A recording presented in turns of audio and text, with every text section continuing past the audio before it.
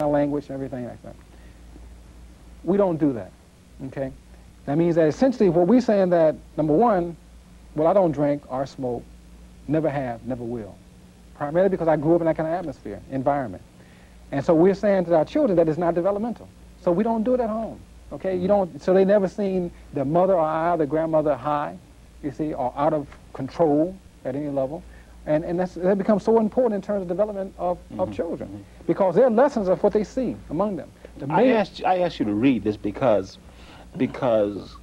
if as you say 60% of the black families are headed by women, then that means that a whole bunch of now black men don't even know what it means to be a father, has not seen it up close. That's right. Especially in the home. But go ahead. Right.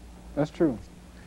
I will be nonviolent in my relationship with my wife and children. As a father, my role will be to stimulate and encourage my children rather than carry the big stick. I've never beat my children. We have punishment for them if they do, if that's something which is incorrect. You see, we take away privileges, but I'm not going to beat them. And they never seen me hit any woman, let alone hit my wife. You see, I don't believe in violence at all. That if we are intelligent people, then you don't need violence. You see, there are other ways to solve problems and so forth. And that's why it's so important. 8, I will maintain a home that is culturally in tune with the best of African-American history, struggle, and future. This will be done in part by developing library, record disc, video, and visual art collections that reflect the developmental aspects of African people worldwide. There will be order and predictability in our home. When you walk into a culturally secure home, you basically see yourself. You see, if you walk in a black home and the culture is there, you're going to see yourself. It's just like when you walk into our school, you say, well, this is not a European school. I'm lost or something, you know. That you see Africa, you see black people. And the same way you walk in a home. So I'm saying that if you're out fighting white folk all day, you need a place to go where you don't have to fight white folks. And that must be in your home. Okay, and so the art reflects that, the music reflects that, the literature reflects that. The nuance, the atmosphere, the whole environment reflects that which is best of African and African-American culture in the home. Number 9, I will teach my children to be responsible, disciplined, fair, and honest. I will teach them the value of hard work and fruitful production. I will teach them the importance of family, community, politics, and economics. I will teach them the importance of the Nguzo Saba black value system and the role that ownership of property and businesses play in our struggle. Stop right there. Nguzo Saba value system. Well, we had started back in the 60s to work with the Nguzo Saba, which is the black value system developed by Maulana Karinga out on the West Coast in the US organization. And these values basically talk about family, community, cooperative economics, talk about faith, creativity, and so forth. I mean, it's just these very important values that pull us together and give us direction in terms of our development. And one of the reasons, I mean, that we moved toward developing businesses. I mean, Third World Press, our publishing company is 25 years old this year. Our bookstore is now about 18, 19 years old. Our school is 22 years old. So what responsible men and women do is they create, they develop. And realizing that we can't go to, you know, a First National Bank in Charleston and say, well, I just need some money to start this business. We know we have to be creative around how we're going to fund the business and so forth. And what we did very early, as we do now, we developed families. You see, families invest and so forth, and that's how we do it. But you involve the children in the businesses, okay, very early.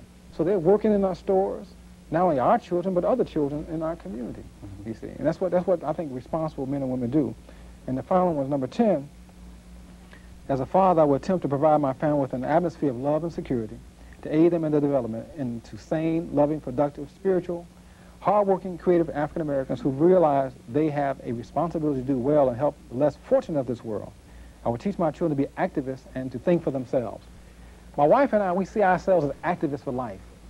We don't see retiring. You see, as long as our people are not liberated, then we will be fighting, okay? And our children must understand that.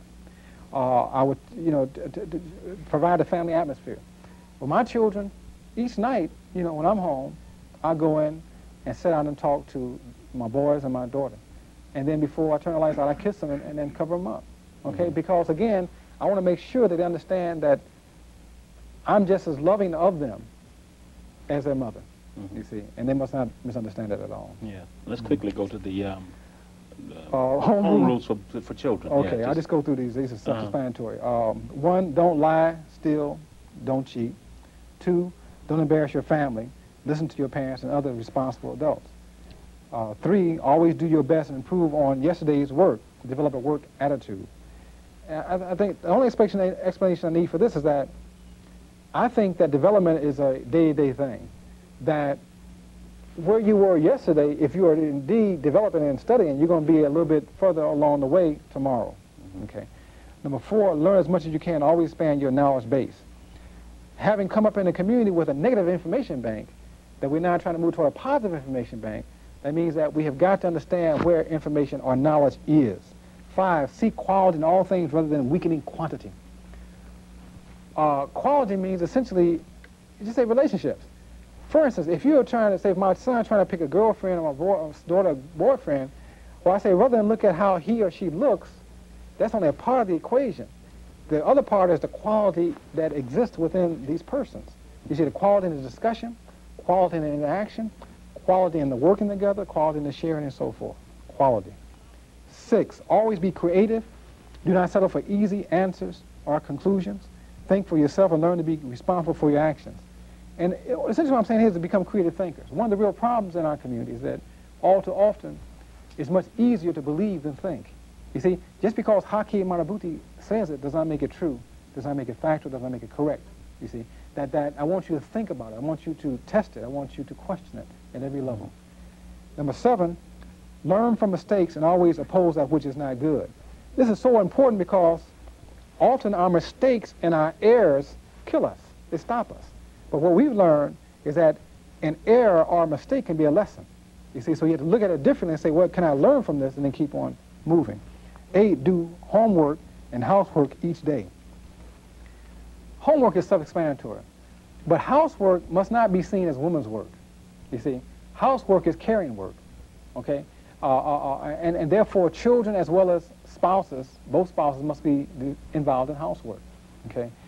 Number 9, avoid alcohol, drugs, and cigarettes. And then 10, respect elders. 11, be self-starters, self-motivators. Do not wait on others to set high goal standards for you. Always seek the best and avoid the crowd mentality. That don't follow a crowd. Think for yourself. And then 12, never forget who you are and always speak up if you feel that you've been wronged. And of course, the lesson there is that my children, and I think the children in our school, understand without doubt or hesitation that they are people of African descent. And that, as I said earlier, we don't apologize for that. We're very proud of it, and we're going to push it, you see. Okay, let's shift a minute to another area. The New World Order has been proclaimed by President Bush.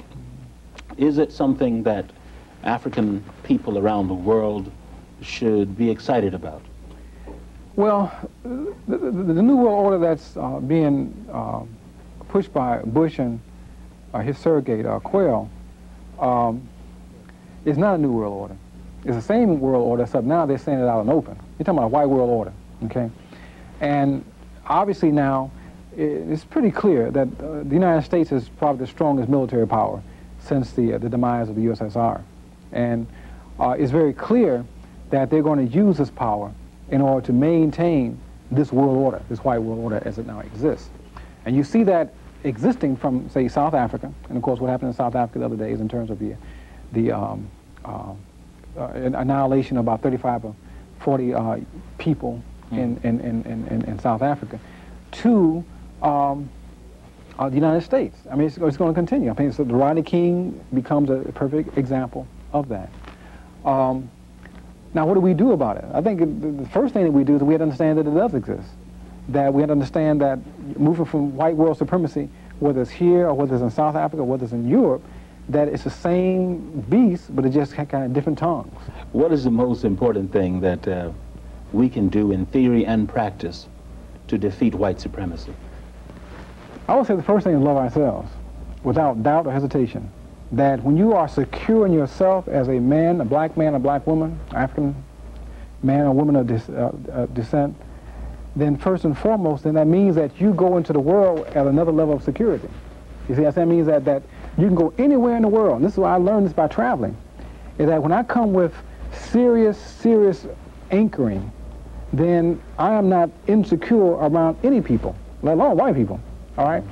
And so therefore, when you have that anchor correct, that means that you're going to stand up against evil wherever it may come from, whether from white people or somebody else.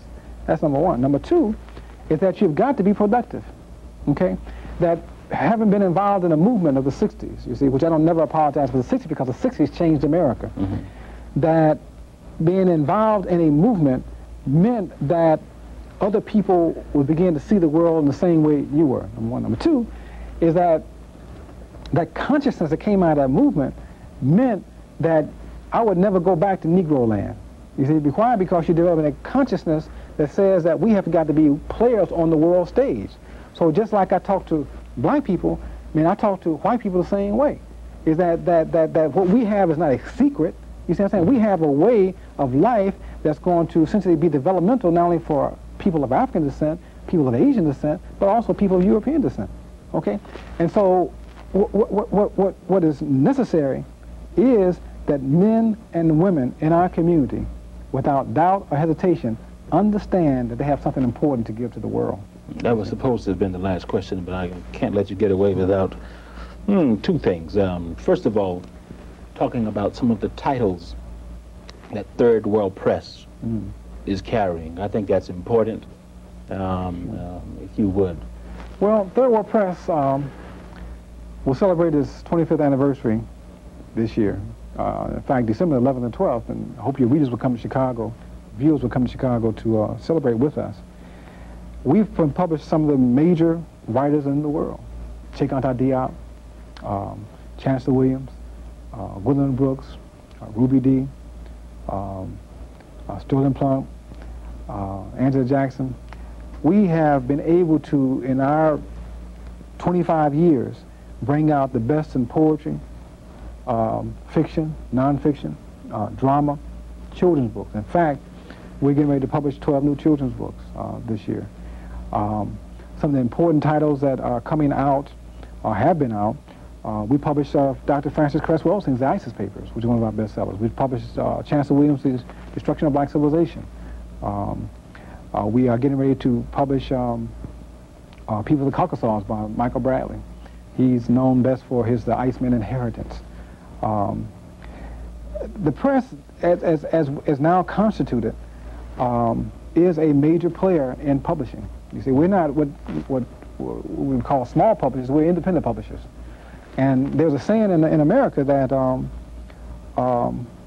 you can talk about the freedom of the press if you own one, you see? And we own one. We got one, you see? And nobody tell us what we should publish and not publish.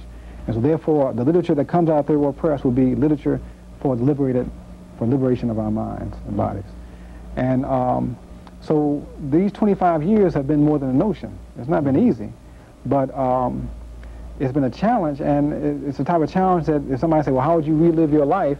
I think I would relive it the same way, except I would just cut out some of the mistakes I made along the way, some errors. But it's been, you know, a good life. Finally, your favorite poem, if you don't mind. Close out. Well, I got a lot of favorite poems. I guess what I'll do is I'll read. Do 2 or 3 of them. I'll read.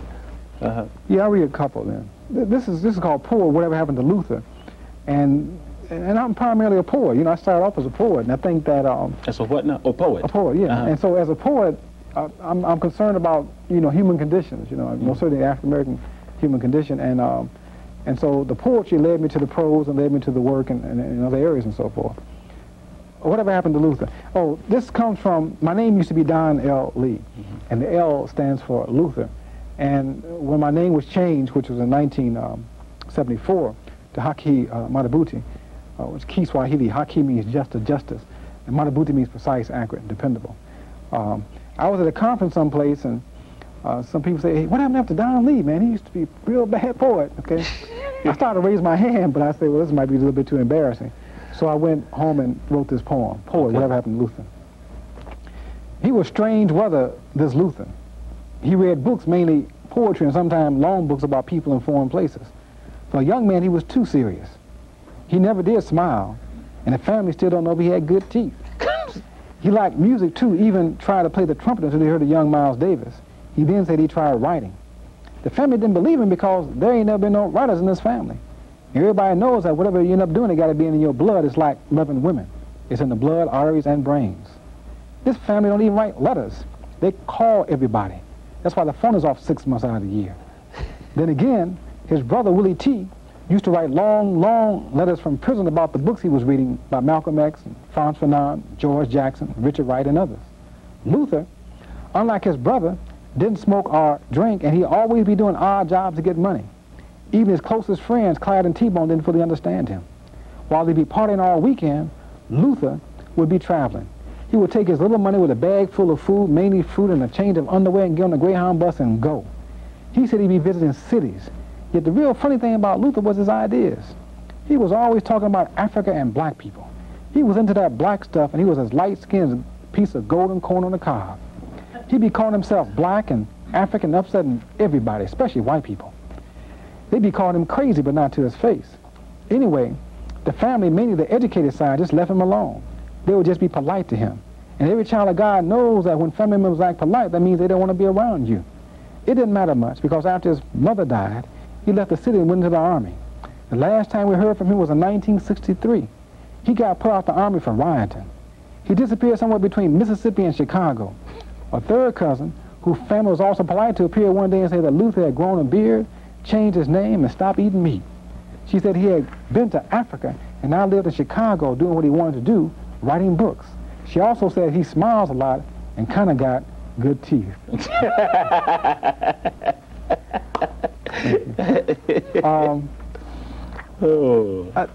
In all my books, I try to write some poetry. And what has happened is that, you know, like I said, my first love. This is Killing Memories, Seeking Ancestors. Third World Press. Third World. No, this is Lotus Press put this out. Oh, okay. But they can also get it through Third World Press. We do sell it for Lotus Press too. There's a piece in here that is for black men. It's called the B Network. And, you know, being one of the original rappers, you see, out of the 60s, I've been influenced by the new rappers. And so, you were a rapper? Yeah, man. You know, look, that's how we used to talk to the women. We say we were going to rap to the women, so you just kind of carry a little bit further. Oh, okay. Yeah. All right. Well, look back in the 60s. I mean, this is 60s. Don't Cry Scream is back out. Yeah. Let's see if this just raps a little bit. But he was cool. He even stopped for green lights. Super cool. Ultra black, a tan purple, had a beautiful shade. He had a double natural that would put the sisters to shame. His dashikis were tailor-made, and his beads were imported sea cells from black country I'd never heard of. He was triple hip. His tikis were hand-carved out of ivory and came express from the motherland. He would greet you in Swahili and say goodbye in Yoruba. Ooh, Jim, he be so cool and ill-intelligent. Cool, so cool, he was uncool, but other niggas cool. Cool, ultra cool, was bop cool, icebox cool, so cold cool, his wine had to be cool, he was air-conditioned cool. Cool, real cool, made me cool, not that cool, so cool, him nicknamed Refrigerator. Cool, so cool, he didn't know after Detroit, New York, Chicago, etc. We had the hip cool, super cool, real cool, but to be black is to be very hot. Now what about the poem of the Brothers on the Corner or something? That's yours, isn't it? Which one now? Oh, yeah, this is it here, the B Network. Oh, okay. You're talking about, yeah, okay, the B Network. Brothers bopping, bebopping, cities locked up and chained insane by crack and other acts of desperation, computerized and Pentagon started producing bopping brothers boasting being better, best, and beautiful. If the bopping brothers are beautiful, where are the sisters who seek brother man with a drugless head, unbossed, or beaten by the bodacious West? In the time of big wind being blown by boastful brothers, where other brothers beat back backwardness to better and best without bragging bosses, beating butts, taking names, and digging graves. Beating badness into bad may be urban, but is it beautiful and serious? Or is it betrayal in an era prepared to eat to death, hanging on corners, trapping young brothers before they know the difference between big death and big life? Brothers bopping, bebopping, cities locked up and chained insane by crack and other acts of desperation, computerized and Pentagon settlers producing bopping brothers, boasting of being better, best, beautiful, and definitely not black. The critical best is that brothers better be the best if they're to avoid backwardness. Brothers better be the best if they're to conquer beautiful bigness. Comprehend that bad is only bad if it's big, black, and better than boastful braggarts, belittling our best and brightest with bosses seeking inches when miles are better. Brothers need to bop to being black and bright and above board the black train of beautiful wisdom. It has been in this bind till a new and knowledgeable beginning that is bountiful and beautiful, while bebopping to be better than the test, brother man. Better yet, write the exam. All right. You were a rapper.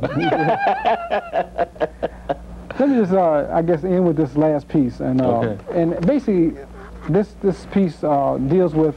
You didn't have the poem. I hate to say this, but maybe somebody else's poem. Which one? It might be. It's about brothers on the corner. Says he cool.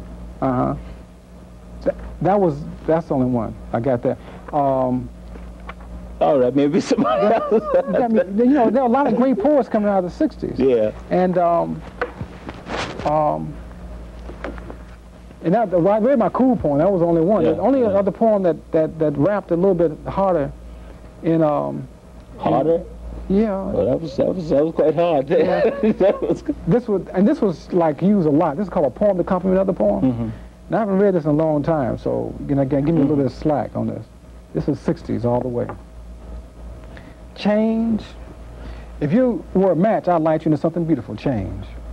Change for the better into a real together thing. Change from make-believe, nothing on cornmeal and water. Change.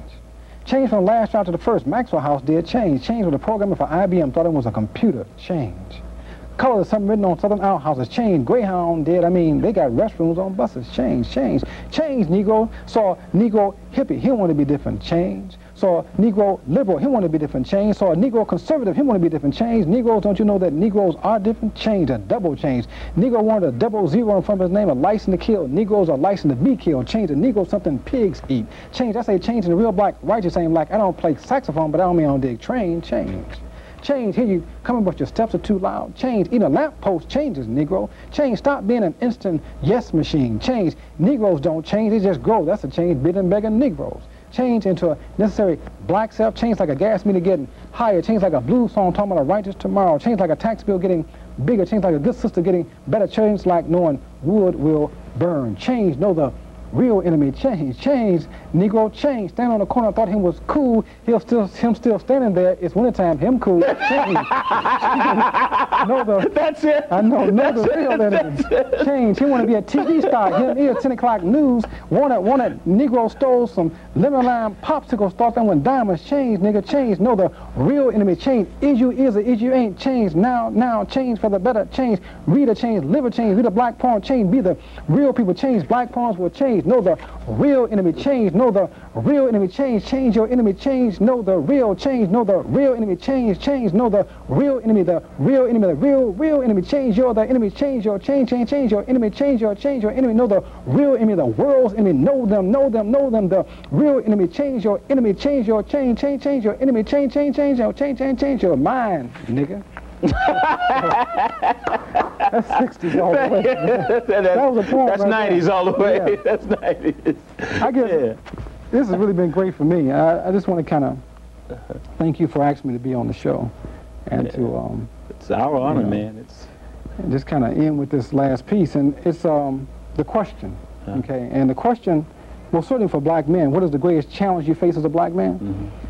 And my answer to that is that my continued quest is to be a responsible, loving, and effective black man, husband, father, writer, educator, and publisher in this ocean of white world supremacy, racism, and not to allow white supremacy to alter or destroy my memory, spirit, drive, integrity, worldview, convictions, and values, which are the result of 25 years of work, excruciating pain, serious study, critical thinking, actions, and organized struggle.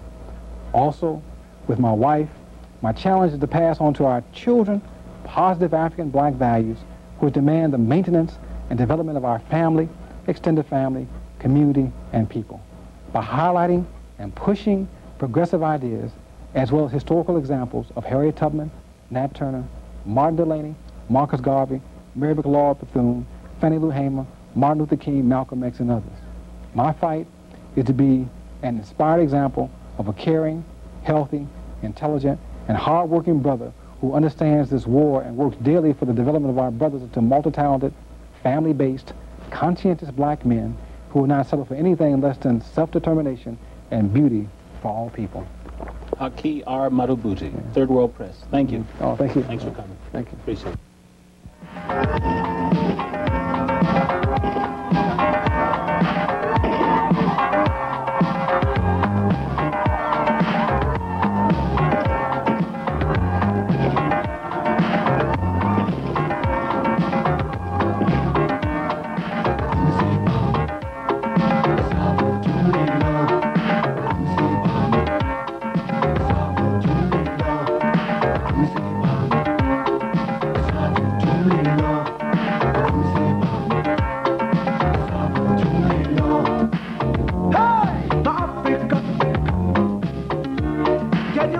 tension is rising.